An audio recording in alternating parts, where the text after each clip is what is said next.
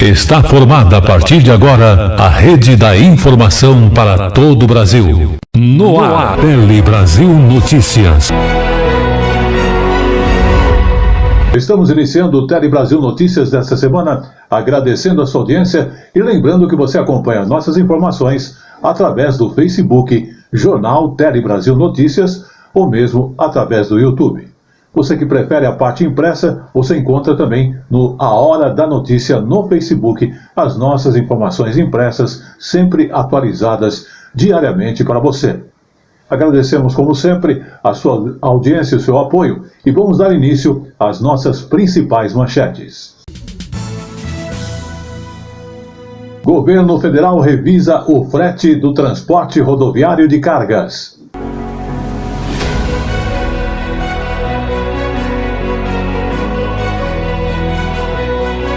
Entregue em Sergipe o trecho duplicado da BR-101.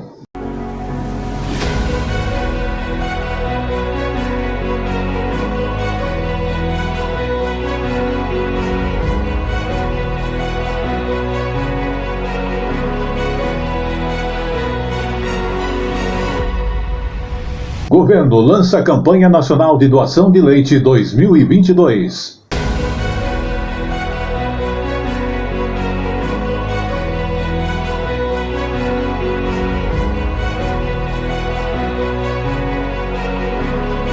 Cadastro de prestadores de serviços turísticos bateu o recorde.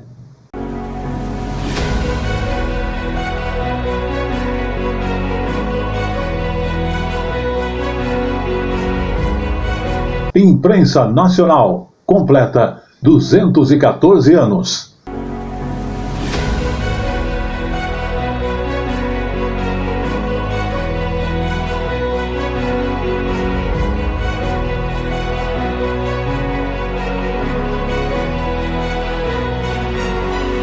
Tudo isso e muito mais já já para você.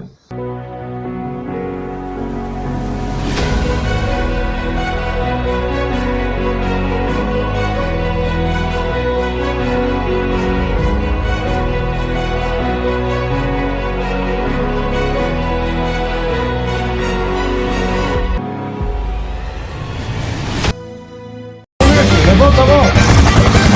Diariamente, o Brasil e o mundo contra o crime. No Polícia em Ação. Confira. Muito bem, começamos o Tele Brasil Notícias de hoje falando de economia, falando do frete, porque o governo federal, inclusive, editou a medida provisória que muda a revisão do frete do transporte rodoviário de cargas. Isso porque, inclusive, a partir de agora, a tabela ela pode ser revisada quando o preço justamente do diesel oscilar de 5% e não mais de 10%, como era anteriormente. Vamos observar. A partir de agora, a tabela pode ser revisada quando o preço do diesel oscilar 5% e não mais 10%, como era antes. O preço do diesel é o fator de maior impacto no custo total do frete. A medida, segundo o governo federal, é para amenizar os efeitos da alta dos combustíveis sobre os caminhoneiros. O setor, então, de serviços cresceu 1,7% na passagem de fevereiro para março, segundo as informações do IBGE. Vamos observar. Já em relação a março do ano passado, o aumento foi ainda maior, de 11,4%. Em março, 23 estados mais o Distrito Federal apresentaram ampliação no setor de serviços, com destaque para São Paulo, Minas Gerais, Distrito Federal e Santa Catarina. Entre os segmentos, o de transporte aéreo registrou expansão de 15,6%. Vamos agora falar de saúde. O Ministério da Saúde, inclusive, vai informatizar o processo de auditoria da farmácia popular, que serve à população, porque o programa que ela apresenta distribui medicamentos a baixo custo em drogarias credenciadas. Vamos observar. Só no ano passado foram mais de 20 milhões de brasileiros beneficiados com a distribuição de medicamentos de uso contínuo. Gente como Marlúcia, que todo mês leva para casa os comprimidos que toma diariamente para controlar a diabetes. Junto, retira os remédios para o marido que sofreu um infarto. Eu sempre pego aqui na farmácia, tem muita gente que não pode comprar remédio, né? Então, para a gente foi ótimo. O Farmácia Popular foi criado para aliviar o orçamento do cidadão. Estabelecimentos credenciados pelo governo repassam de graça produtos receitados pelo médico. São pacientes com hipertensão, diabetes ou asma. Quem sofre de glaucoma ou colesterol alto pode adquirir seus remédios com 90% de desconto. Principalmente os idosos usam bastante mesmo. Se eles têm direito ao benefício, eles podem vir que a gente consegue passar para ele o programa todo. O programa tem 18 anos e está presente em 30 mil drogarias, distribuídas por mais de 4 mil municípios brasileiros. Agora, o Farmácia Popular ganha um sistema digitalizado de fiscalização. A medida vai agilizar o trabalho e reduzir custos. A portaria editada pelo governo federal regulamenta o procedimento a ser adotado pelo Departamento de Auditoria do SUS, sempre que houver indícios de irregularidades no âmbito do programa. Nós estamos aprimorando, através de métodos de inteligência, com o uso dos recursos da evolução da tecnologia, para identificar aqueles que se colocam na frente da concretude das políticas públicas. E vamos agora falar da estação Vila Sônia, que teve seu horário ampliado e, inclusive, recebeu linha de ônibus gratuita aqui em São Paulo.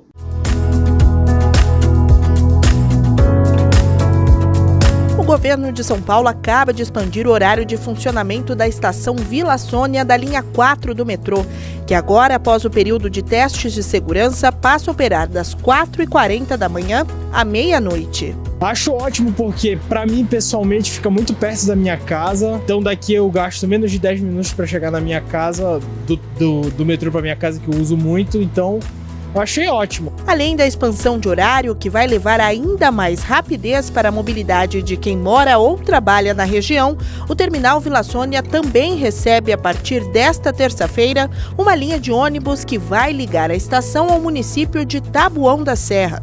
O trajeto de 3 quilômetros é oferecido para os passageiros de maneira totalmente gratuita e contará com 9 ônibus articulados na frota. Eu vinha todo dia até a estação São Paulo Morumbi e pegava um ônibus até Taboão, né? O ônibus até chegar na empresa. Mas agora com esse ônibus e gratuito ainda vai ser ótimo, porque aí vai adiantar tempo, né? Porque a gente vem até a estação Vila Sônia e daqui vai direto para o Taboão, rapidinho. Maravilhoso. E vai ajudar bastante o pessoal da região aqui, principalmente quem mora em São Paulo e trabalha para cá. Levanta a mão! Diariamente, o Brasil e o mundo contra o crime. Polícia em ação. Confira. O primeiro BPRV é responsável por mais de 1.100 quilômetros de rodovias sob sua circunscrição. Sua força policial está distribuída entre homens e mulheres policiais rodoviários, contando com o apoio logístico de centenas de viaturas, distribuídas nas diversas modalidades de patrulhamento. Para atender situações específicas que exigem conhecimento e adaptação, o 1º Batalhão de Polícia Rodoviária realiza diversas operações. Operação Verão, Operação Comboio. Para o sucesso dessas operações, além da capacitação profissional, o policiamento rodoviário utiliza os mais modernos equipamentos. O primeiro BPRV realiza diversas prisões anuais, grandes apreensões de drogas, milhares de atuações de embriaguez ao volante e atende a centenas de usuários das rodovias. No 1º Batalhão de Polícia Rodoviária, estamos comprometidos com o programa Visão Zero. Nenhuma morte decorrente de sinistro de trânsito é eticamente aceitável. Para manter o compromisso com a vida, nós estamos responsáveis pela fiscalização da sobriedade dos motoristas, do uso dos dispositivos de retenção, do controle de velocidade, bem como do uso dos smartphones durante a condução de veículos automotores. Para contribuir nesta campanha, o primeiro DPRV intensificou a fiscalização de motocicletas, alcoolemia, excesso de velocidade, uso de cinto de segurança, ultrapassagens e smartphones. Reforçando ainda mais, são realizadas palestras e campanhas educativas com o objetivo de conscientizar os motoristas para o trânsito seguro. Outra campanha de sucesso com o público infantil é o projeto Rodovia SP Mirim, realizados em diversas escolas, empresas e instituições. Proteger as pessoas, fazer cumprir as leis, combater o crime e preservar a ordem pública. Essa é a nossa missão. 1º Batalhão de Polícia Rodoviária de São Paulo. Desde 1948, protegendo vidas. Polícia Militar, a Força Pública de São Paulo.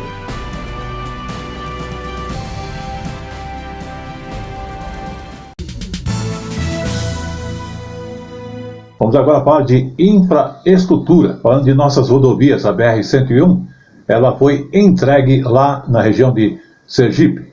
Mais um trecho duplicado da BR-101.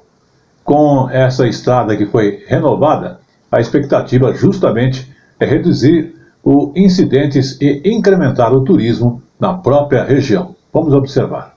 Há 7 anos, José Villame transporta cargas no estado de Sergipe.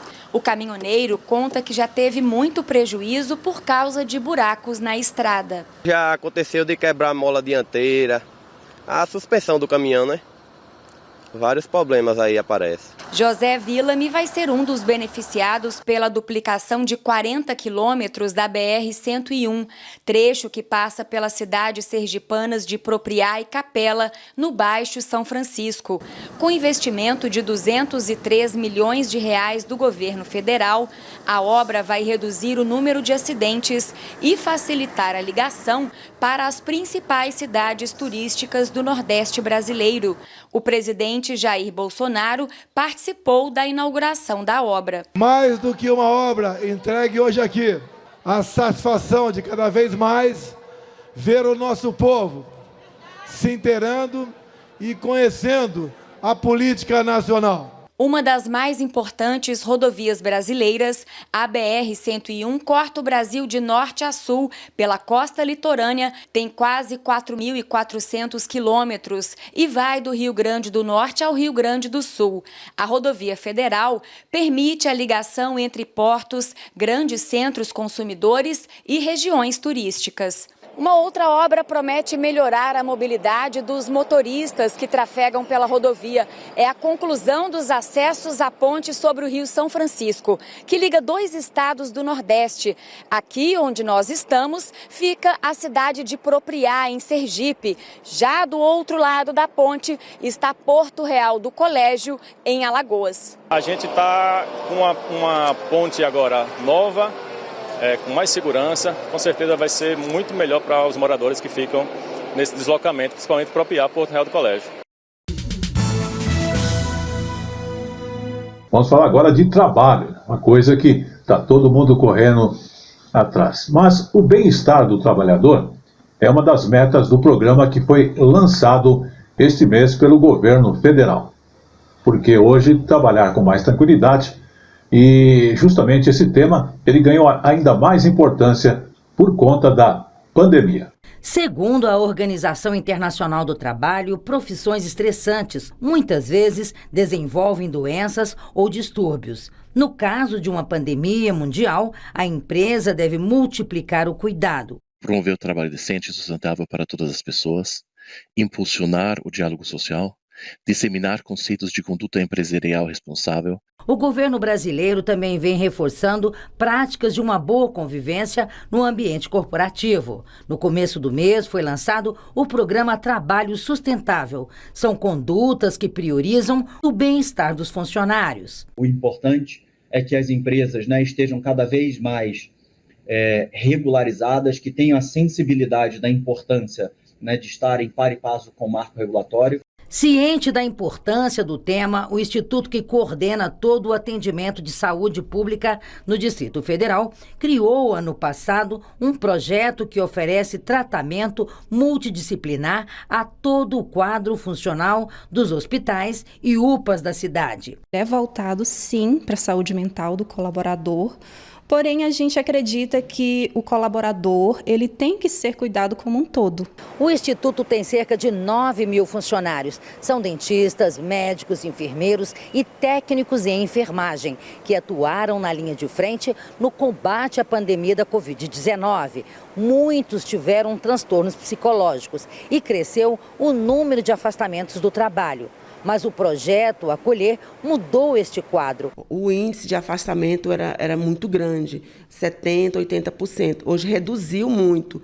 Era um afastamento por problemas de saúde mental. Valéria, técnica de enfermagem, perdeu a mãe, o avô e 2 colegas para a Covid. O projeto Acolher trouxe apoio que ela precisava. Eu tentei contra a minha própria vida. Se não fosse esse projeto, talvez eu nem estaria aqui dando essa entrevista. Hoje eu me sinto bem, hoje eu me sinto mais realizada, mais reconhecida. E vamos agora falar então de educação. Um acordo firmado entre o Ministério da Educação e também os Tribunais de Contas do Brasil e o Conselho Inclusive Nacional do Ministério Público vai ajudar na avaliação da educação brasileira. Vamos observar. O acordo vai permitir que estados e municípios acompanhem como as metas estabelecidas no Plano Nacional de Educação estão sendo cumpridas. Para isso, será criada uma plataforma pública baseada em 2 ferramentas já existentes. Uma dos Tribunais de Contas, a TC Educa, e outra do Ministério da Educação, a plataforma Mais PNE. São essas entidades, essas instituições contribuindo, né, para que esse acompanhamento ele seja feito da forma mais transparente possível. O Brasil tem 46 milhões de alunos na educação básica. Na educação infantil, que contempla crianças de 0 a 5 anos, são 6 milhões e 400 mil estudantes matriculados em 80 mil escolas. E para elevar a qualidade da educação de 0 a 5 anos, o Ministério da Educação lançou o programa Primeira Infância na Escola, que vem para promover a capacitação de professores e melhoria da gestão e da infraestrutura das instituições. Tudo deve ser feito em parceria com estados e municípios. É uma política que olha de que maneira o Ministério da Educação pode apoiar as redes educacionais no desenvolvimento das suas capacidades, né? Tanto de gestão quanto de práticas pedagógicas e de currículo e também de avaliação. E na saúde, vamos falar da campanha do Doação de Leite. O Ministério da Saúde lançou esta campanha nacional de doação de leite humano de 2022. Dados têm mostrado que o leite doado representa 55% da real necessidade aqui no Brasil. O Brasil tem a maior rede de coleta, armazenamento e distribuição de leite materno do mundo. São 225 bancos de leite e 217 postos de coleta espalhados por todo o país.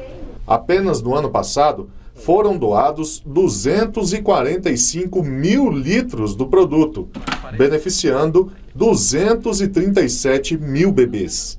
Mas a quantidade ainda é insuficiente para atender a demanda. Com o tema Doe Leite Materno e Receba a Gratidão de uma Vida, a campanha quer aumentar a doação neste ano. Nossa campanha anual que sempre fazemos, que busca esse ano aumentar em até 5% a quantidade de doações e reforçar todos os nossos estoques do Brasil. Para coletar o leite materno é preciso ter alguns cuidados. Primeiro, é preciso higienizar e preparar o frasco. Depois, a mamãe deve colocar uma touca ou um lenço para cobrir os cabelos. Em seguida, deve colocar uma máscara sobre o nariz e a boca. É preciso ainda lavar as mãos e os braços até o cotovelo com água e sabão. E, por fim, lavar as mamas apenas com água. Terminada a coleta, o frasco deve ser armazenado no freezer e a doadora deve entrar em contato com o banco de leite mais próximo ou ligar para o número 136. Segundo o Ministério da Saúde, toda mulher que amamenta pode ser doadora de leite humano.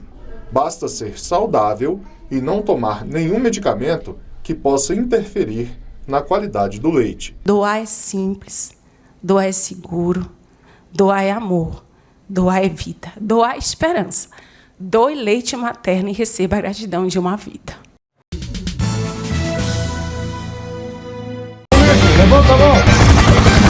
Diariamente, o Brasil e o mundo contra o crime. No Polícia em Ação. Confira. Vamos também falar da estação Capão Redondo do metrô, que recebeu Biblioteca Sesc. Vamos observar. A Estação Capão Redondo recebe quinzenalmente o projeto BiblioSesc, que é uma parceria da Via Mobilidade com o Sesc Campo Limpo, para que as pessoas tenham acesso à leitura. Dessa forma, uma carreta é estacionada na frente da estação com diversos livros, então as pessoas podem encontrar literatura, romance, ficção, uma excelente oportunidade para criar o hábito da leitura.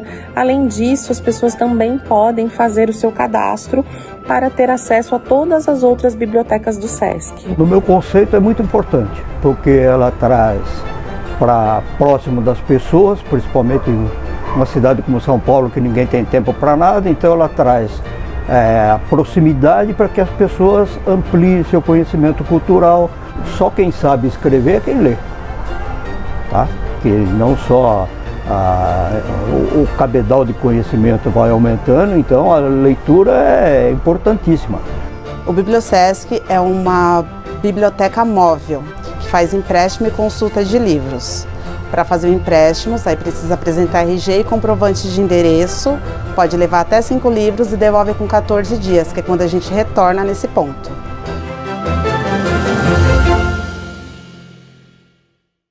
A informação na medida certa que você gosta. Um telejornalismo dinâmico, nacional e regional. Jornal Tele Brasil Notícias. A informação na medida certa que você gosta. E chegou agora no Tele Brasil Notícias o nosso momento jurídico. Estacionar em vaga reservada a pessoa com deficiência não gera dano moral coletivo, foi o que reafirmou o STJ.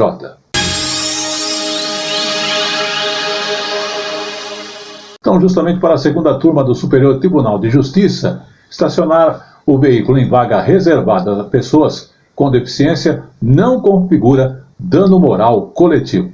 Vamos observar. Estacionar em vaga reservada a pessoa com deficiência não gera dano moral coletivo, reafirma a segunda turma do Superior Tribunal de Justiça. Nas ruas não é difícil encontrar a vaga reservada, mas sem o cartão de autorização à vista. Por lei, o uso da credencial é obrigatório, tanto nas vagas destinadas a deficientes físicos como a idosos. E apesar de ser considerada uma infração de trânsito gravíssima, o grande número de autuações pelo uso indevido das vagas reservadas levou o Ministério Público de São Paulo a pedir a condenação de um motorista ao pagamento de compensação por dano moral coletivo por ter estacionado em vaga de uso privativo.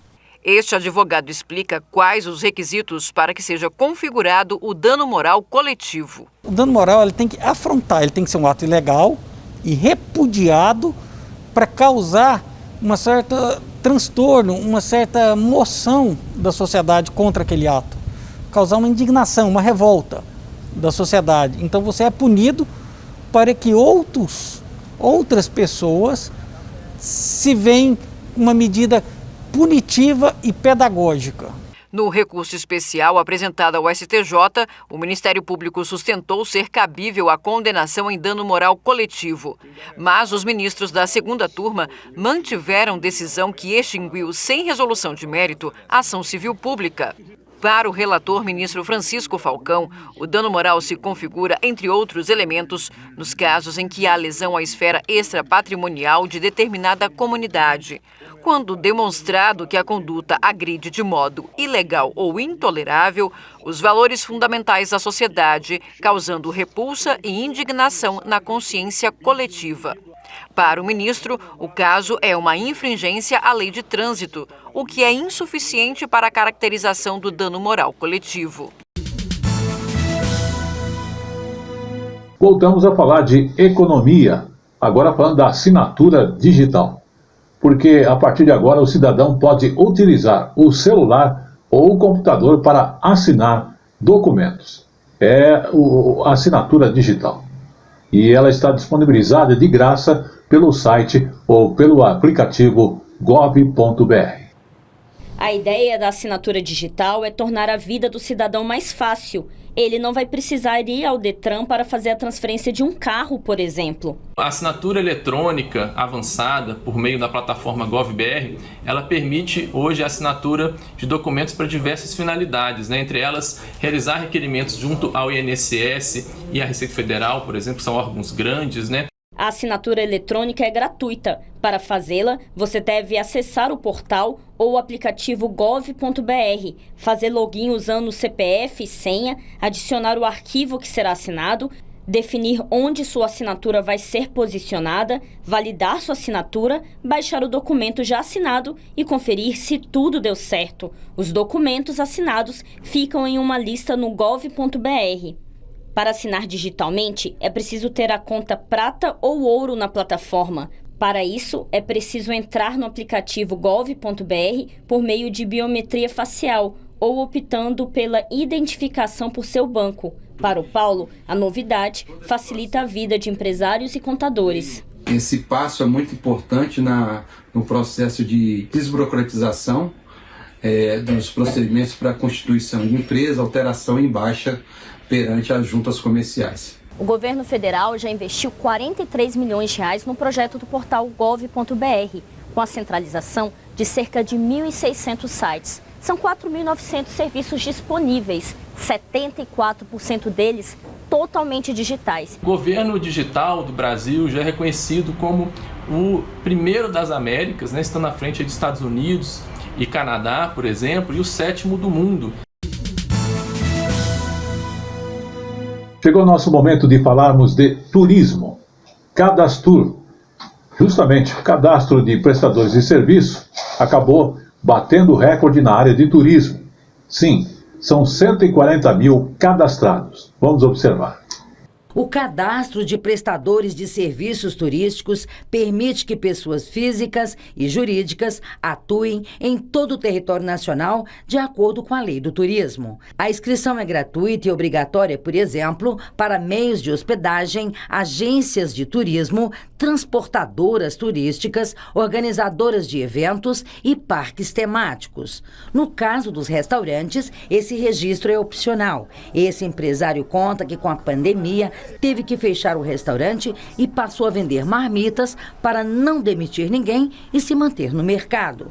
Com a retomada gradativa da economia, ele se cadastrou no sistema e garante que o número de clientes cresceu. A gente sempre recebe clientes de fora, E o pessoal chega, com sotaque diferente, a gente pergunta e eles falam, não, a gente viu, no Ministério do Turismo, decidimos ir a Brasília para conhecer Brasília e vimos seu restaurante, que tem a cara de Brasília. O número de cadastrados no programa cresceu e atingiu a marca de 140 mil estabelecimentos e guias de turismo registrados em todo o país. Para se ter uma ideia, apenas nos primeiros 4 meses deste ano, foram 4.419 novos cadastros, como o restaurante do Ariel. Se tem uma ponte do cliente aqui para a gente é muito importante, né? Trazer um cliente novo, ainda mais de outro estado, para conhecer a nossa cidade e nossos restaurantes, que a gente tem uma culinária vasta aqui em Brasília, é muito legal. Além de ser uma importante fonte de consulta para o turista, o Cadastur também garante diversas vantagens e oportunidades aos cadastrados, entre elas qualificação exclusiva para o setor e acesso a financiamentos. É uma ferramenta fundamental para o Ministério do Turismo, tendo em vista que nos assegura que aqueles prestadores atuam de maneira formal e, portanto, podem fazer parte das políticas públicas desenvolvidas no âmbito do Ministério do Turismo, como acesso a crédito do Fungetur e emissão do selo Turismo Responsável. Vamos falar agora dos museus, porque eles estão com programações especiais em 400 cidades do país. Para aqueles que nunca entraram em um museu, e alguns são grandes e outros ainda são regionais, todos são lugares de preservação, inclusive da história e da pesquisa, até inovação tecnológica. E justamente para aumentar ainda mais esta visitação, o Ministério do Turismo e o Instituto Brasileiro de Museus, o IBRAM, estão promovendo a 20ª Semana Nacional dos Museus, que vai até sexta-feira, dia 20, em quase 400 cidades de todo o país. Vamos observar. Com olhares curiosos, as amigas Evelyn e Stephanie percorrem as galerias da exposição Brasilidade Pós-Modernismo, no Centro Cultural Banco do Brasil, em Brasília. A mostra reúne obras inéditas de 51 artistas de várias gerações. É maravilhoso, eu nunca tinha visto umas obras tão perfeitas. A exposição comemora o centenário da Semana de Arte Moderna, marco oficial do modernismo brasileiro, que reuniu artistas de diversas áreas no Teatro Municipal de São Paulo, lá em 1922. A mostra traz para o público pinturas, fotografias, desenhos, esculturas, instalações, novas mídias, propondo uma revisão histórica. É importantíssimo, porque se a gente não conhece o nosso passado, a gente não sabe, né, da nossa história, a gente não sabe das nossas origens, então é uma coisa essencial para a vida de todo mundo. A exposição Brasilidade Pós-Modernismo é só uma das atrações aqui do Centro Cultural Banco do Brasil e ela faz parte de uma programação especial para celebrar a 20ª Semana Nacional dos Museus, que este ano tem como tema o poder dos museus. O poder dos museus está presente em suas ações de pesquisa, preservação, conservação, educação, comunicação, ação cultural, gestão, inovação tecnológica, cumprimento das funções sociais e criação de repertório para o futuro. Neste ano, a Semana de Museus conta com a participação de 877 museus, distribuídos em 379 municípios de todo o país, somando mais de 2.500 eventos programados. No Museu do Amanhã, no Rio de Janeiro, os educadores convidaram os visitantes para uma atividade interativa. Tenho o hábito de ir ao museu, principalmente São Paulo, que tem bastante exposições e coisas sobre, mas aqui no Rio, sempre que eu venho aqui, eu tento vir ao Museu da Manhã para ver as exposições temporárias, as permanentes sempre. Isso deveria ser mais divulgado para estimular a cultura aqui no Rio de Janeiro, no Brasil como um todo. Como eu falo sempre, tudo que é bom dura pouco. Chegamos então ao final do Jornal Tele Brasil Notícias, agradecendo o seu apoio, sua audiência e as nossas informações semanais. Antes de encerrarmos, vamos falar então de comunicações, dos 214 anos da Imprensa Nacional. A Imprensa Nacional completou esses 214 anos e são mais de 2 séculos atuando como guardiã das publicações oficiais de nosso país. Justamente com a modernização, a instituição entrou na era digital para se tornar ainda muito mais acessível. Na versão online, o Diário Oficial da União recebe nada menos que 18 milhões de acessos por ano. Vamos acompanhar. A Imprensa Nacional acompanha a história brasileira. Celebrar mais um ano da instituição é visitar o passado. E o Museu da Casa ajuda a voltar no tempo. Tudo começou com a chegada da corte portuguesa no Brasil em 1808. Entre 600 peças originais, é possível conhecer impressoras e jornais da época do Império. Para que todos os visitantes tenham conhecimento de como era impresso nossos primeiros jornais, nossos primeiros livros. O principal produto da imprensa nacional é o Diário Oficial da União. Nele são publicados os atos do governo federal que impactam diretamente a vida do cidadão.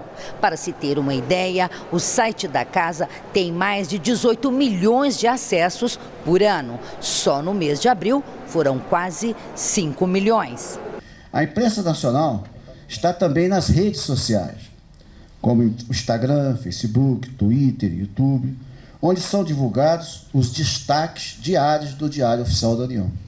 Hoje, o Diário Oficial só existe na versão online. A decisão de modernizar o sistema e reduzir custos faz parte da política de desburocratização do governo federal. Todo cidadão tem acesso ao Diário Oficial da União através da internet. A importância para a população é a transparência das informações da atuação dos entes públicos perante a sociedade. São muitos os motivos para celebrar os mais de 2 séculos de existência da imprensa nacional. Além de bolo e parabéns, houve uma homenagem a personalidades amigas da instituição. A imprensa nacional participa e participou do desenvolvimento do Brasil. Na verdade, eu estou aqui representando os mais de 1.800 funcionários que a EBC tem. E isso significa que a gente está contribuindo, a gente contribuiu em algum momento para esses 214 anos. E a história da imprensa oficial continua sendo escrita. A instituição agora tem um hino próprio, um presente de aniversário. A música escolhida por meio de um concurso interno foi apresentada pela Fanfarra dos Dragões da Independência.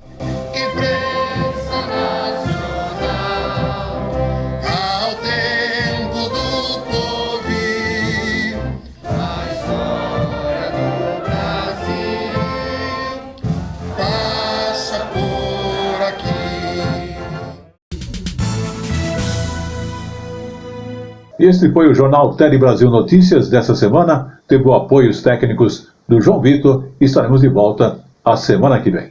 Até lá.